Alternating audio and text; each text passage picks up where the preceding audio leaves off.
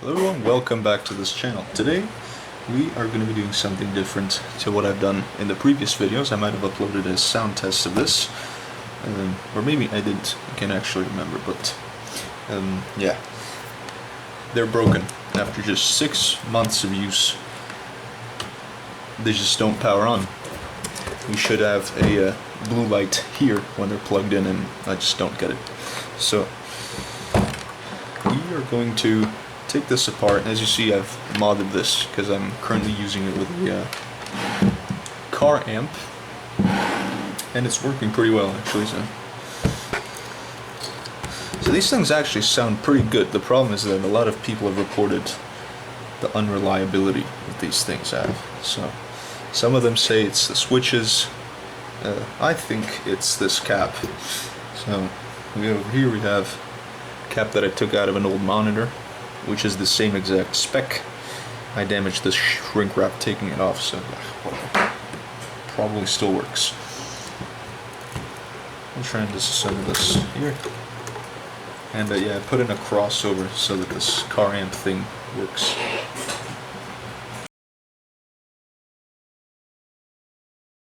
This is now working. Blue wire. And we have signal on the blue wire. If I turn the switch off, we no longer have signal, so this part of the switch works. Test the other cable. I'm not getting anything. Turn on. Switch is working perfectly fine, so we don't have a problem with that because I've seen some people report that thing breaking as well. Alright, I'm back after a considerable amount of fighting. I managed to get our circuit board out, and I brought this thing on that just to make sure that there's no power left in here. So I can freely touch this now. Do not try this at home though. I have a tiny bit of experience. One thing I did also is I broke off this connection, so we're gonna have to resolder it after this procedure here. And the reason why I think this cap is bad is because, first of all, this is the fuse. For anyone trying to fix this, this right here is our fuse. So, yeah. And once again, they shrink wrapped it and put glue all over it. It's just very cheap design, like full of hot glue and stuff. And I don't actually see anything physically wrong with this cap, but I saw someone on a forum say that they got this thing back to life after heating the caps up. And yeah, what I'm going to try is to replace this cap because they're apparently not very good, these cap top caps. And yeah, if it doesn't work, it's worth a shot. And then yeah, I might just buy new ones, who knows.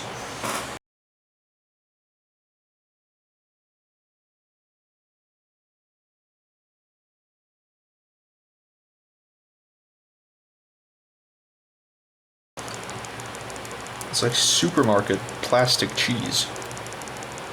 What the hell? All this glue, is that even necessary? Anyway, managed to get this thing out, and yeah, well, I mean, to be honest, look at this.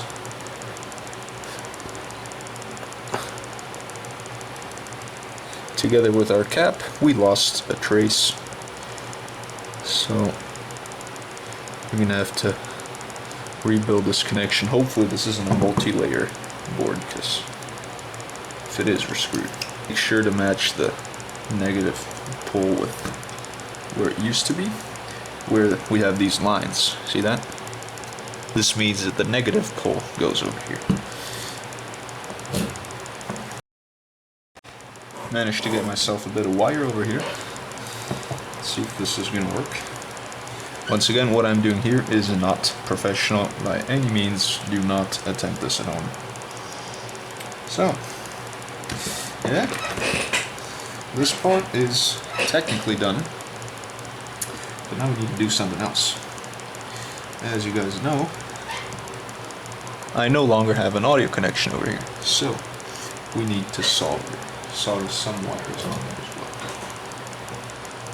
Unfortunately, the other tip for this soldering iron broke, so I can't use it.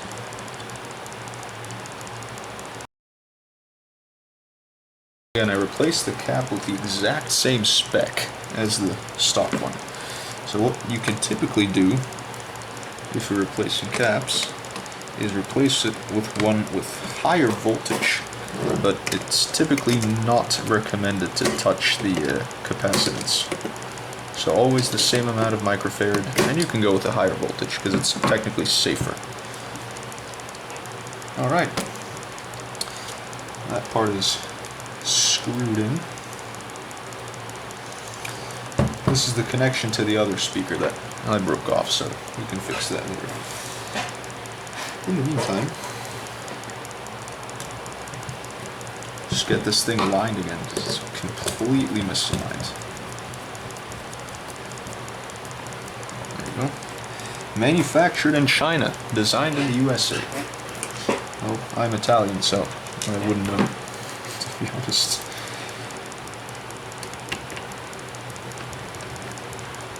But I genuinely know this company to be actually pretty good. But the build quality, it's leaving something to be desired here.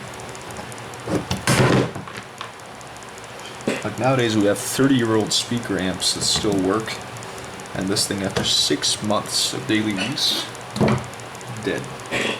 Nice. It's the quality of modern stuff. Or well, most of it. Alright, got myself a power cable. This might be the original one, can't remember. Plugging power in. I'm going to go over here, plug it into our extension cord. So far, no flames.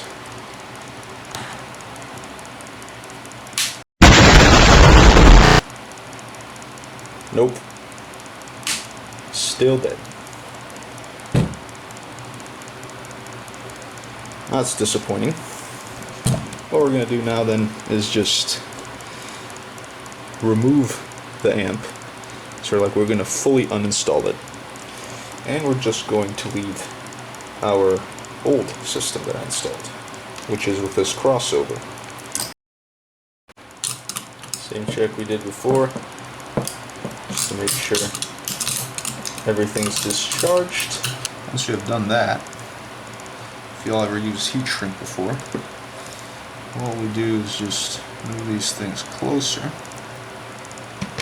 and run this stuff on top. I'm gonna go need to get a lighter though. So I got my lighter, and we're just going to heat shrink this on there. Obviously do not breathe in the fumes because this is just burning rubber basically. Should do the trick, am I right? Yeah, whatever. I don't like the way this came out, but whatever. Let's just see if I can reuse this screw terminal over here. Nice. And it's kind of stuck in here, so this is not going to go anywhere. Good. That is very good. It's a bit of a mess, but these are two 4 amp 12 volt power supplies that I just put together, even on the mains power side. There's a connector here, it's safe. And this is a USB powered fan that I just plugged in here. And it's keeping these cool, it's doing the job. So, I don't care. Let's just come back over here and plug in the 2 terminals. Plug in our negative connection.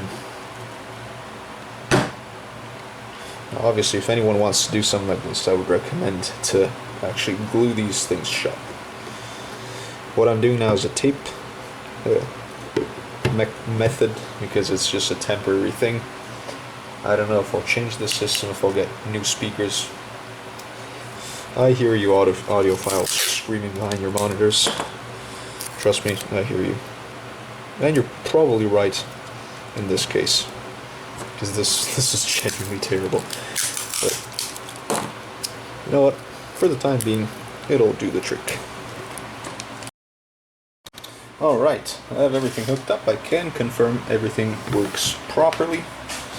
And yeah, our speakers are... I only have this one plugged in, the other channel's off. And I'm just going to turn this on. Volume is pretty high.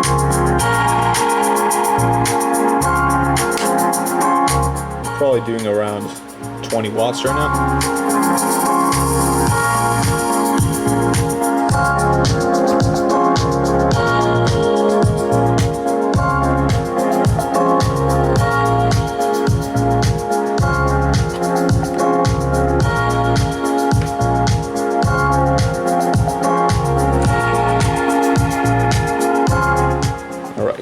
If anyone wonders what the song is, this is actually from an Epidemic sound library, but I found it on YouTube.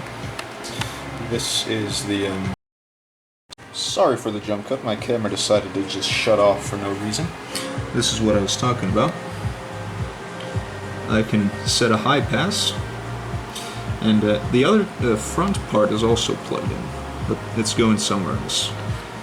As you can tell, if I turn this on, this is not coming from the speakers down here, but rather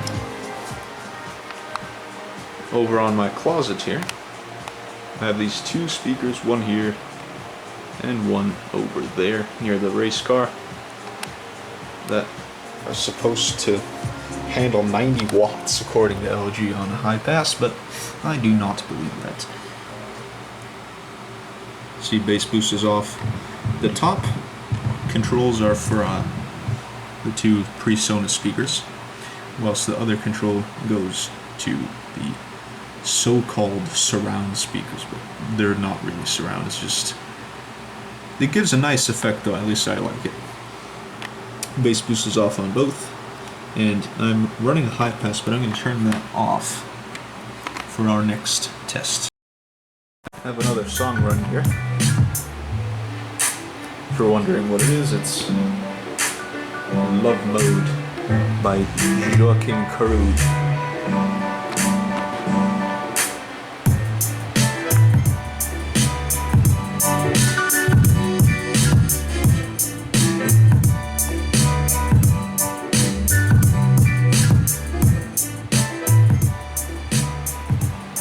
Yep, they work just fine. I'm gonna play some like higher resolution audio and not like just this type of music, something with more instruments, and I'm gonna face the speaker towards the camera, so I think I can get a better example, can give you a better example of how these... Alright, I loaded up the song. It's Jazz con Cajon by Jimmy Fontañez and Doug Maxwell. Let's zoom out, and I'm gonna play at decently high volume.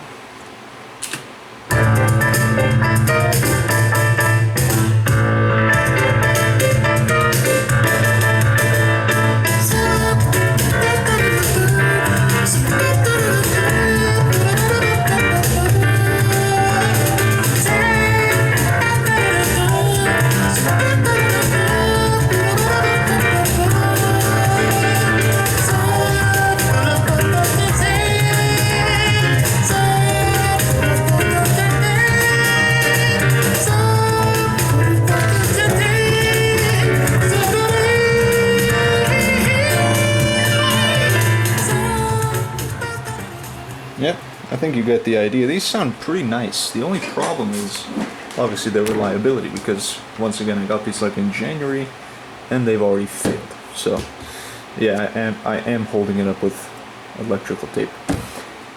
They sound good, but not reliable, so overall I would actually not recommend them. And this is mostly because this is not just a me issue. Like, a lot of people have reported these speakers dying and having power failure after a few months, and so I would stick with something else If I can come up with a good alternative, I'll put it up on screen right now.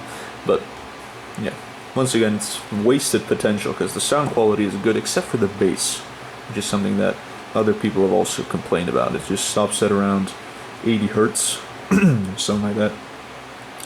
Or not 80 hertz, but let's just say 60. It doesn't go beneath 60, which is fine as far as I'm concerned, because it's just like just a normal 3.5-inch speaker. There's a very small set of speakers, and my hands aren't very big, so this is just to get a point of reference. But yeah, I would just go for something different, like the Mackie CR3X, which are more proven and are apparently more reliable. Some of them are even USB powered, so you're not going to have this problem at all. Anyway, if you want to see more trying to fix videos that hopefully end successfully, do let me know in the comments. This video was not not what I expected it to be, because overall it was a fail, but we got the speakers working anyway, and I made this one lighter. So if you want to see more of these videos, do let me know. If you like this one, leave a like. Subscribe to the channel if you don't want to miss any future uploads whenever there will be. And yeah, catch you next time.